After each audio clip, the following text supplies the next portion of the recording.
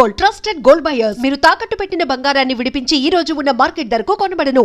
కుషిత గారు, మీ ప్రమోషన్ వీడియోలో ఒకటి బాగా నచ్చింది నాకు. అంటే నువ్వు ఇప్పుడు ఫేమస్ అవుతున్నావు, నేను ఆల్రెడీ ఫేమస్ అన్నారు కదా. Thank you.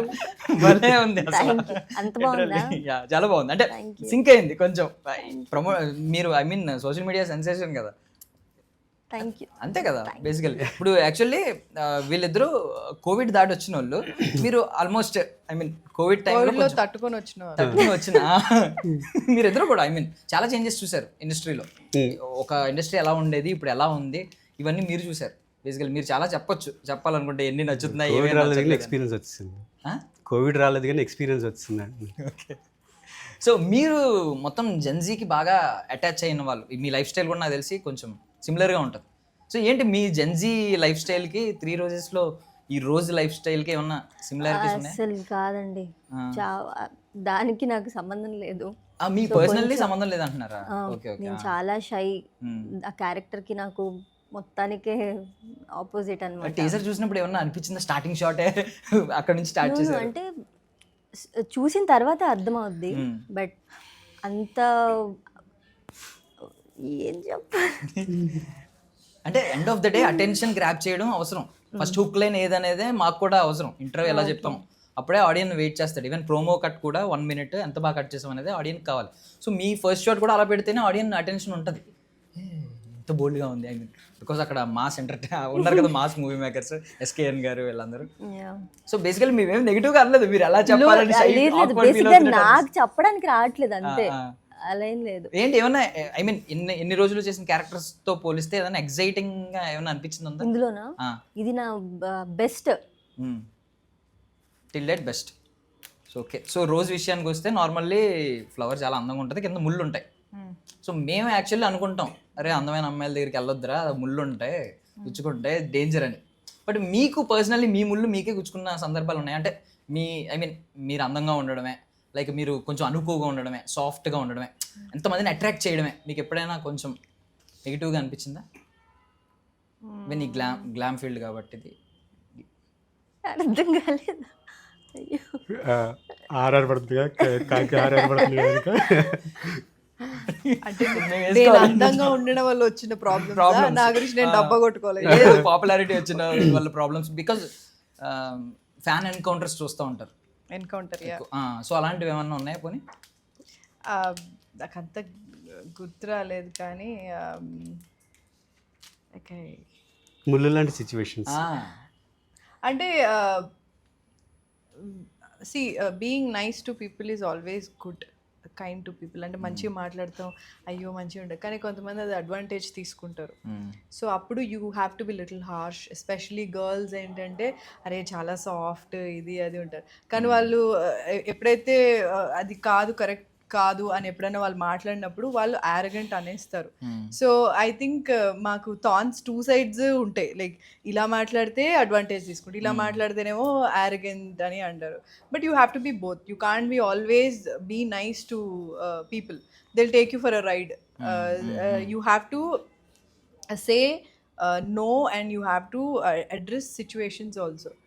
So I think 2 ways అంతే. అంటే మీరు ఫాలో అయ్యే ఈ ఎథిక్స్, మోరల్స్ అన్ని ఓల్డ్ స్కూల్ నుంచి వచ్చినాయి కాబట్టి ఓల్డ్ స్కూల్ కాదు, అవి ఫాలో అవుతారు. ఎక్స్పీరియన్స్ అది. ఎక్స్పీరియన్స్ ఓల్డ్ స్కూల్ ఏముండదు. అంటే మీరు స్టార్టింగ్ స్టేట్మెంట్ బీయింగ్ గుడ్ అనేది ఎప్పుడు మంచిది. అంటే ఎప్పుడు you have to be nice to people, there is nothing wrong in it. కాకపోతే అంటే ఇవ్వాలని కాదు, లైక్ జనరలీ చాలా మంచిగా ఉంటే ఏంటంటే లైట్ తీసుకుంటారు. So you have to be nice with, but తేడా వచ్చినా సరే you have to put them at their place. But definition మారిపోయినట్టు ఎక్కడ అనిపించలేదా? బికాజ్ ఈవెన్ పూరి గారు కూడా ఒక మ్యూజిక్లో చెప్పారు, అంటే నువ్వు కొంచెం ఎలా ఉన్నావంటే ఈజీ రా, మ్యానిపులేట్ చేయొచ్చు, లేదంటే ఈ నొప్పించవచ్చు, నువ్వు ఎంత టఫ్గా ఉంటే నీకు అంత వాల్యూ ఉంటుంది. ఈవెన్ బయట కూడా అదే ఒపీనియన్ అందరికి, ఎంత ఒక లెవెల్ సాడ్ థింగ్ అదే అంటున్నా నేను. అంటే నార్మల్గా ఉండి మీకు మీరు నచ్చినట్టు సింపుల్గా ఉంటే ఏంటి అంటే వాల్యూ ఉండదు. That's the sad part of this whole thing. మరి ఏం చేస్తాం?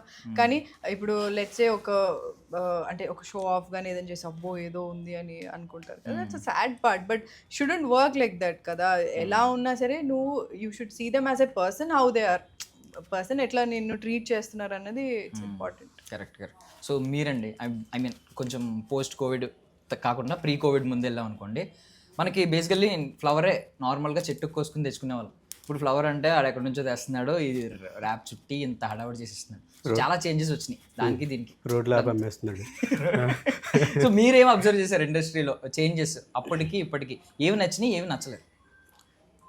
నచ్చట్లేదు అని చెప్పేంత అంత మెచ్యూరిటీ ఉందని నేను అనుకోవట్లే. But industry changes is like content making tools పెరిగిపోయినాయండి. మేకింగ్ టూల్స్ పెరిగిపోయినాయి, కంటెంట్ ఫ్లో పెరిగిపోయింది. ఇట్స్ గుడ్ థింగ్ ఉంది. అంటే యాక్టర్స్ కావచ్చు, టెక్నీషియన్స్ కావచ్చు, మీకు ఎక్కడో చోట స్కోప్ దొరుకుతుంటుంది.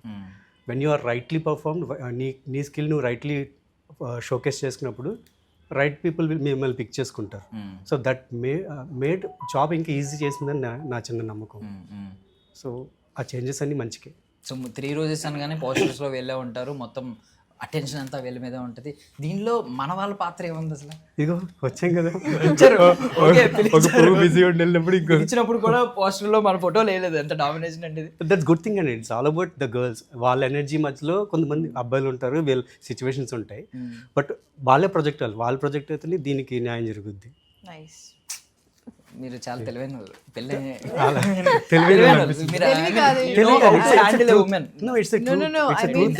అటు ఇటు అంటే ఎంత ఇవాల్వ్ అయ్యాడు as an actor Suriya, because he's not feeling insecure that he's not there on the poster. That's a very very good thing కదా. నన్ను సీన్లను తీసేయలేరు కదా అక్కడ. వాహ్ అన్న వాహ్. నైస్. సో కృష్ణ గారు, సో ఏంటి, ఐ మీన్ ఎలా నడుస్తుంది లైఫ్? ఐ మీన్ బికాజ్ ఇదే మీరు కాంపిటేటివ్ వరల్డ్లో పుట్టారు, కొంచెం మీతో పోలిస్తే ఎంతో కొంత కొంచెం సెటిల్డ్ వరల్డ్ చూసారు వీళ్ళు. మీరు మొత్తం చూస్తుందంతా కాంపిటేటివ్ కొత్త, అదే కాంపిటేటివ్ వరల్డ్. అడగండి రేపు ఏదో పోస్ట్ పెట్టు, ఇది పెట్టు, అది పెట్టు అంటా ఉంటారు పక్కన వాళ్ళందరూ. కంపారిజన్స్ ఉంటాయి ఇప్పుడంతా.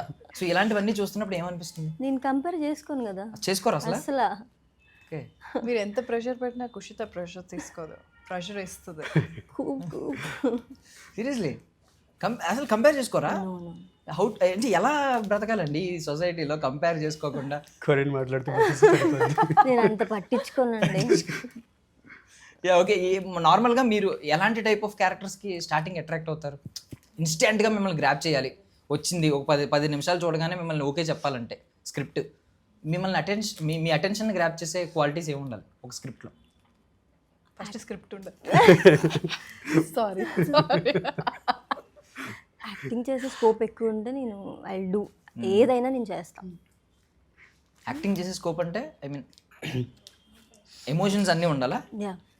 మీకు ఏదైనా ఒక ఎమోషన్ కొంచెం టఫ్ అని ఇప్పటికీ ఛాలెంజింగ్గా ఫీల్ అవుతూ ఉంటారా? ఈ ఎమోషన్ నేను పండించాలంటే కొంచెం ఏది స్ట్రగుల్ చేస్తానండి, యాక్టింగ్ చేస్తాను. ఏదైనా చేస్తారు.